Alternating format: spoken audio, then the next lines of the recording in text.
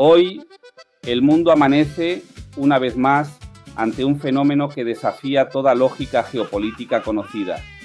Desde el corazón de Latinoamérica emerge, según su propia narrativa, una figura que no solo pretende explicar el orden mundial, sino reescribirlo. El llamado Chino Flores, presentado como líder prominente del FMLN, ha recorrido China, Rusia e Irán en una gira que, de acuerdo con sus promotores, no fue diplomática, sino pedagógica, porque, según esta versión de los hechos, no viajó a reunirse con líderes globales, viajó a enseñarles, así es, a impartir, nada menos, una cátedra de geopolítica global a potencias que, aparentemente, aún tienen mucho que aprender sobre estrategia, poder y control territorial. En este relato, figuras que durante décadas han dominado el escenario internacional pasan a un segundo plano, y el protagonismo absoluto recae en un nuevo referente, una especie de arquitecto del orden mundial que, desde una esquina inesperada del mapa, asegura tener las respuestas que otros no han logrado construir. ¿Estamos ante una revolución del pensamiento político o ante una narrativa cuidadosamente diseñada para proyectar poder donde antes no existía? Para entender cómo este fenómeno está siendo interpretado más allá de nuestras fronteras, escuchemos ahora los reportajes que ya circulan en los principales medios de Rusia, China e Irán. Adelante con nuestros corresponsales internacionales. Buenas noches. Nos encontramos en una de las ciudades más modernas y desarrolladas del planeta, observando un fenómeno político que ha comenzado a llamar la atención de analistas internacionales, estrategas y medios de comunicación alrededor del mundo.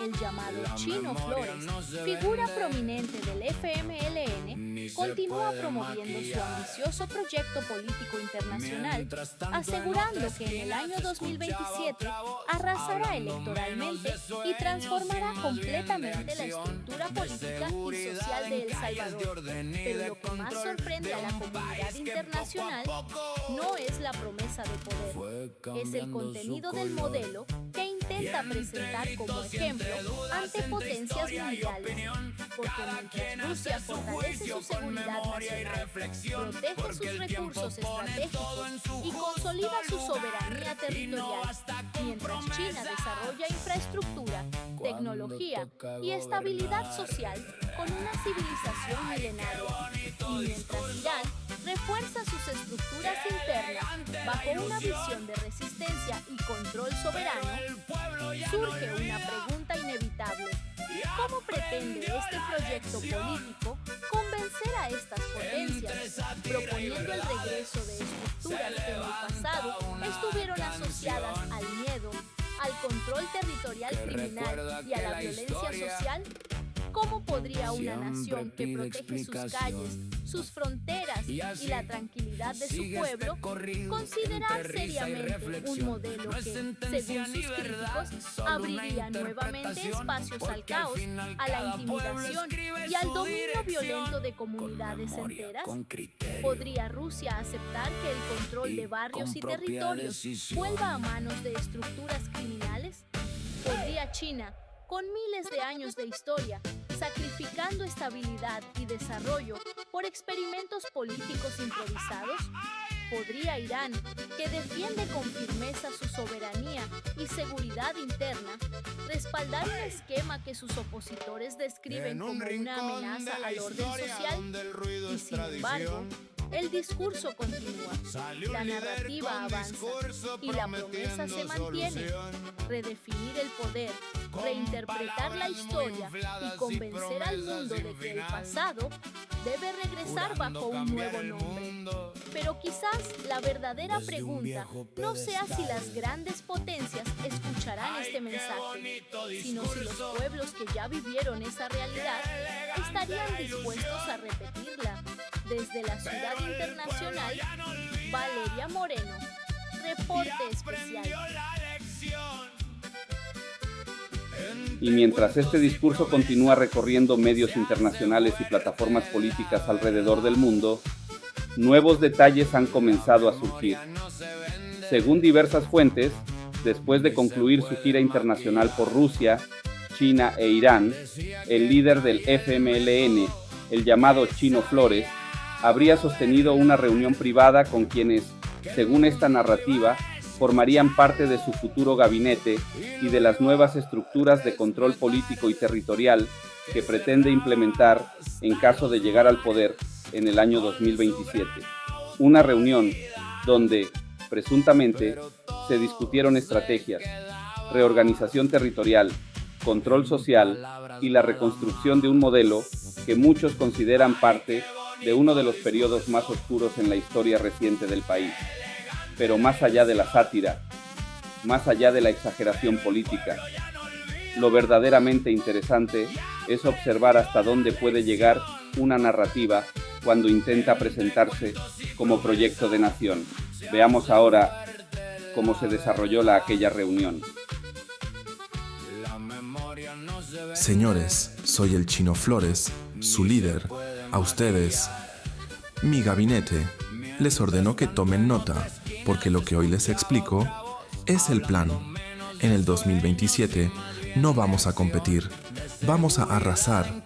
No habrá dudas, no habrá margen y no habrá continuidad para quienes hoy creen que el poder es permanente. El sistema actual se termina y con él su forma de entender la justicia, porque cuando nosotros asumamos el control, nuevamente, la historia se va a reinterpretar y lo que hoy llaman delito, mañana será decisión política y lo que hoy llaman logro, mañana será motivo de juicio. Así funciona el poder cuando cambia de manos y ustedes están aquí porque van a ser parte de ese cambio. Ministros, diputados, magistrados, operadores del nuevo orden, cada uno de ustedes tiene un rol, porque el país no se gobierna con discursos, se gobierna con control, y para lograr recuperar ese control nuevamente, vamos a hacer lo que otros no se atreven, vamos a desmontar lo que hoy llaman estabilidad, vamos a reconfigurar el territorio, vamos a reorganizar el poder desde la base, porque un país verdaderamente controlado no es el que vive sin miedo, es el que depende completamente de quien gobierna en las calles, barrios y comunidades. Y eso ustedes lo tienen que entender.